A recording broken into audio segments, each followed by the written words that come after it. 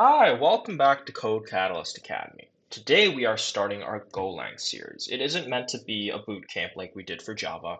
Rather, it's just meant to be a short series of videos meant to be an online introduction to the Golang programming language. And today, this is just going to be our intro plus data types and variables. So, welcome to Golang. You can just follow these steps to download. Go to go.dev/doc/install. Then just follow all of these. Pretty simple. Remember, that's go.dev/doc/install. Perfect.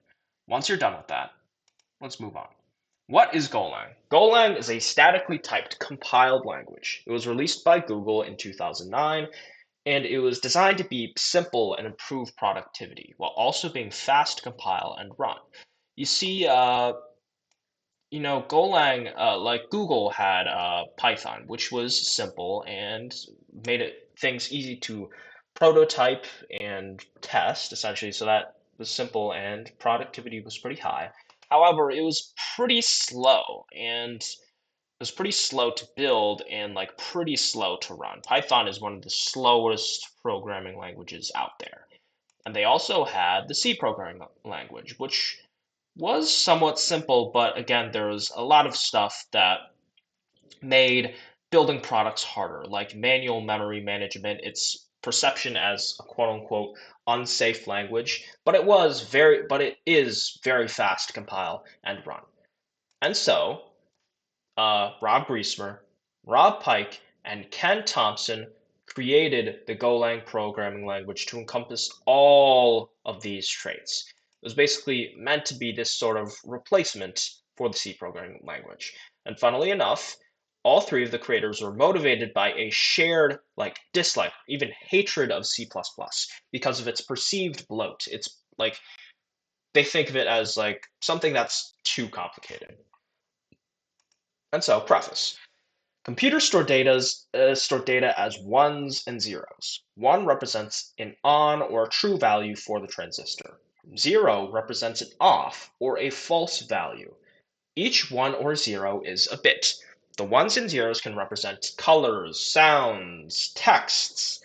Uh, yeah, and it can represent anything that that you can see on your computer and everything working behind the scenes in your computer. And additionally, we have a quick conversion. 8 bits equals 1 byte. This is just going to make it easier, I guess, to comprehend because a lot of the time you'll just see that it's a byte when you're talking about like data types and I guess their unit. So primitive data types. So there are 6 data types or primitive data types in Golang. Primitive means it has no additional methods. It is built into Golang and not created by another developer.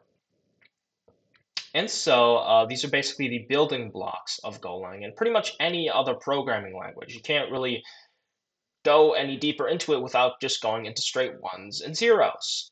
So yeah, I mean, you can think of these as essentially like atoms, or even like protons, electrons, or neutrons. They're just the building blocks of everything that we see, everything that we use uh, in Golang or any other programming language. So there's one of the categories of primitive data types is numbers, and we have 2 data types in this category.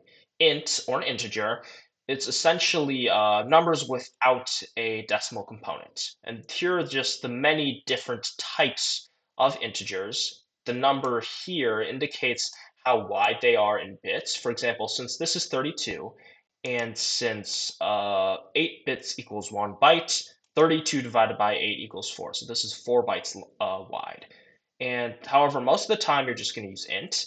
And if you can't remember, an integer is essentially, it can be positive or negative. However, the unsigned integers are only positive, but they can't have a decimal. They're always whole numbers, and yeah, those are integers. And then floats or floating point numbers are numbers with a decimal component. And here we have 2 types. Uh, float 32, that's just 32 bits wide, and float 64, that's just 64 bits wide. And yeah, these should be lowercase, but Google Slides is fine. Yeah. And yeah. Strings. This is just, I guess, it's another category of data type, but it's just one data type. They're basically used to represent text. It could be sentences, paragraphs, short phrases, words. It can be represented with double quotes or backticks. So, be like this or this. So yeah. And the big thing is that double quotes can't contain new lines and special escape characters like \n or \t.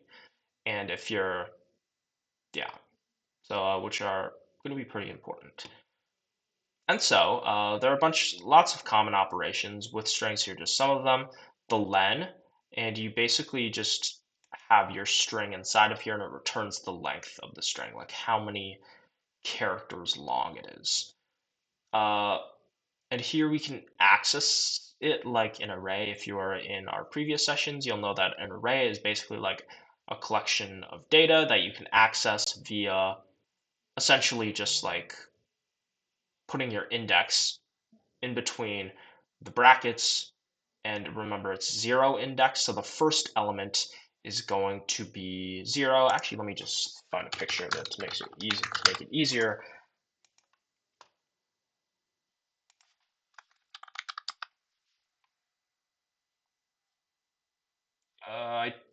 Yeah, you'll just see here the first element is the 0th index, the second element is the first index, and so on and so forth. So yeah, you can just access, like this returns the second character of the string str. So you put your string in between, before it can be anything, it doesn't have to be str, before the brackets, and then just specify the index. So yeah. And then you can also perform concatenation by basically adding two strings together. If we have like this, I have this, and if you want to run Golang with me, that's fine. You can also go to REPL and set up your own account. That's REPL.it. But to run a Go program, we have our package, and if you want to, the package main, that's basically where your program starts, and you need a package main to basically run anything essentially. Yeah, but we'll go into depth more uh, into packages later in a later lesson. And then you have your func main. This is like your public static void main, or like your int main for like C. So it's the compiler starts with this function, so you need to have it. And then to actually output information, we can just do import double quotes fmt. That's just going to import basically that part of the standard library. Go has a very strong standard library, very, it has lots of things, lots of different functions. So yeah, it's very good. And so we can do fmt dot, actually, yeah, let's do fmt dot print, and then we can do hello plus world. And notice how there aren't any semicolons. You don't add semicolons in Go in contrast to like JavaScript, Python, Java, C, etc. So yeah, let's take a bit. Should output hello world. Yep, that's string concatenation. You're just adding two strings together essentially. Ooh. Yeah, and yeah, I can also demonstrate this. This will return 5. Yep. And then if we want to do, let's say we want to return, uh, let's say we want to return the third character. If you remember, it's zero indexing. So the first character is the 0th index, the second character is the first index, and the third character is the second index. So 2, boom, should return L. Or that's just the Unicode, I believe. But yeah, it should just, that's just the Unicode for L. So yeah. And a Boolean. So yeah, Boolean is just a true or a false value. If you remember before, a 0 is a false value and a 1 is a true value. Again, it's one of those fundamental data types that you need to know. So if we just do a simple demonstration here, oh, true, we'll just print true. Remember, false, yeah. Those are just booleans, true or false values. Characters. There's no native support for the typical like char or char data type that you see in like Java or C. Instead, there are runes, and oh, this should be bytes. And a rune represents a Unicode character encoded in UTF-8 format, whereas a byte represents an ASCII2 character. You don't really have to know this right now. Just these are like relatively minute differences for you guys now. Just know they basically do the same thing, essentially. They both represent characters, but just like I guess represent them in different ways. And variables. So variables are again like a fundamental part of any programming language, especially Golang. So there are ways of holding information like in Java, or like in algebra. So a var keyword declares one or more variables. Should be in camel case as demonstrated below. So camel case is like this, where you have the first word and the first letter of that word is lowercase, and for every continuous word, the first letter is uppercase. So it's like want to add a variable like hello world, uh, or add to. That's just naming convention for all programming languages. And you can just see here's some ways to declare the different variables and instantiate them too, and initialize them, I suppose. But remember, we have the var keyword, and we can just do var int I, that's our identifier, that's the name of the variable. And then if we're not initializing the variable, we have to specify the type right here. So the type, let's say it's an integer. And then we can say I equals 5 fmt dot print I 5. Yep. And then we can also do I, j, k. Those are all integers, and then I, j. Let's actually mess up. Let's say it's true, which can't be since this indicates all of these types. Yeah, as you can see, it's cannot use true because this, as specified when it's declared, j has to be an integer. So 4, 3. Then we can just do jk. Yeah. So that's just it. And then yeah, we also have, if we're going to declare and initialize the variable, we don't have to specify the type. Golang infers the type, it just infers it, so. It'll just infer the type, so you don't have to specify it if you're declaring it. If you're declaring it and initializing it in the same set, in the same line, 5, 6, 7, and then fmt dot print I, j, k, boom. 5, 6, 7. Yep. And then what else? Oh yeah, we can also do it like this, but since you're initializing it in like the same line, you don't have to necessarily specify the type. It just knows what it is. So you don't really have to do the last one. But also, if you just declare a variable, but you don't like initialize like a value to it, you can, something called a zero value happens. So it's essentially, it's just a default value essentially. Like for an int, it's going to be 0. For a boolean, it's going to be false. For like a float, yeah,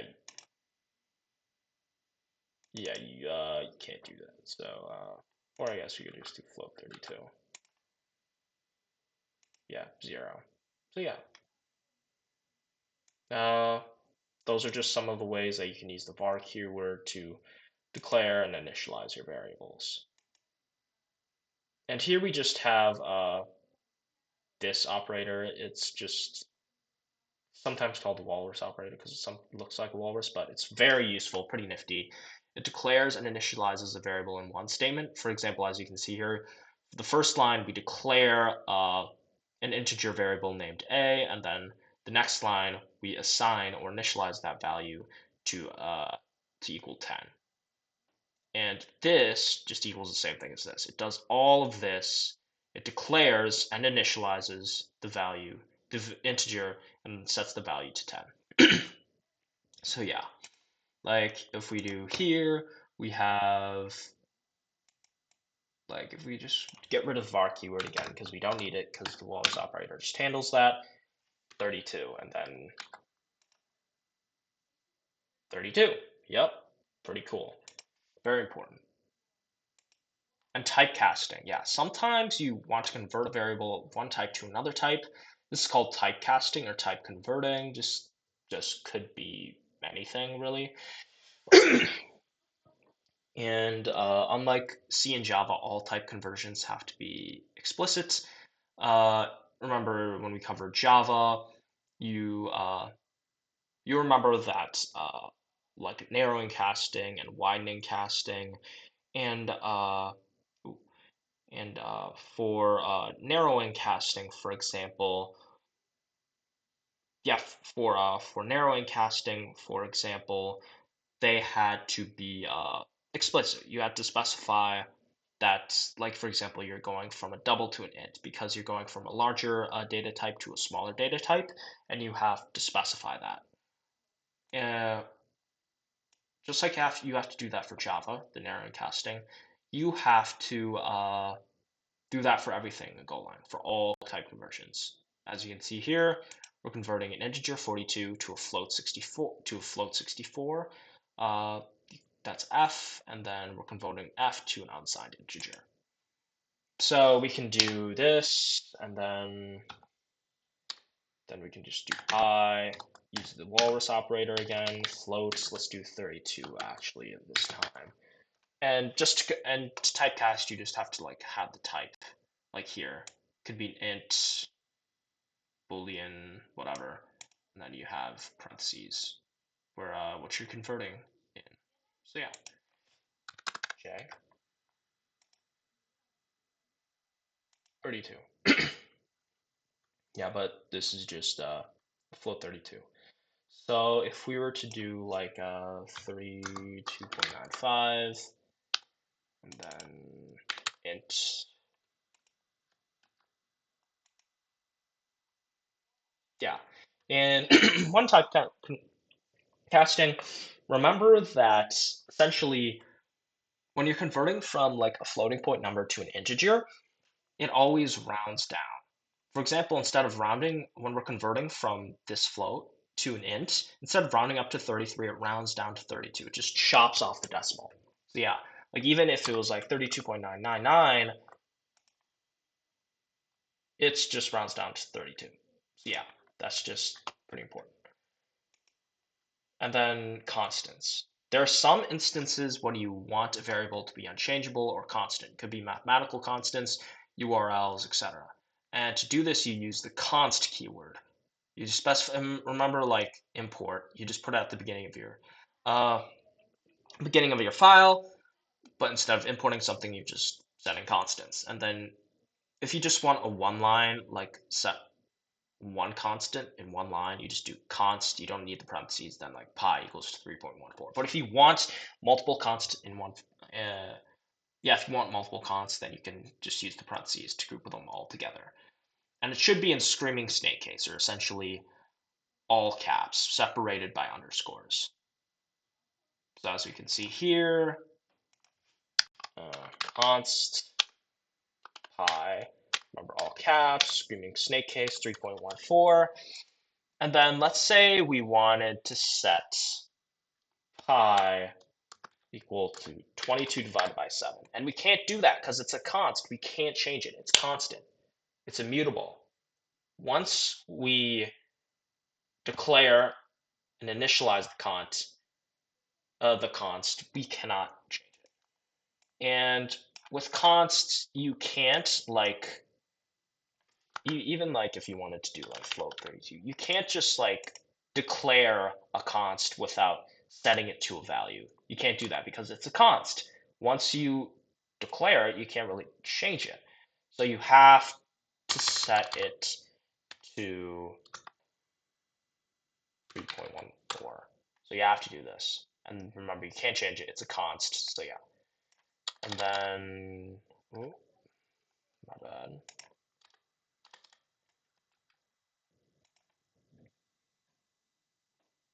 Oh, oh, yeah. 3.14. Those are constants. And illegal identifiers. So identifiers are the names of your variables. There are a couple things that are restricted when naming identifiers. It can't be just a reserved keyword. Like we can't just have, uh, if we can't, it can't just be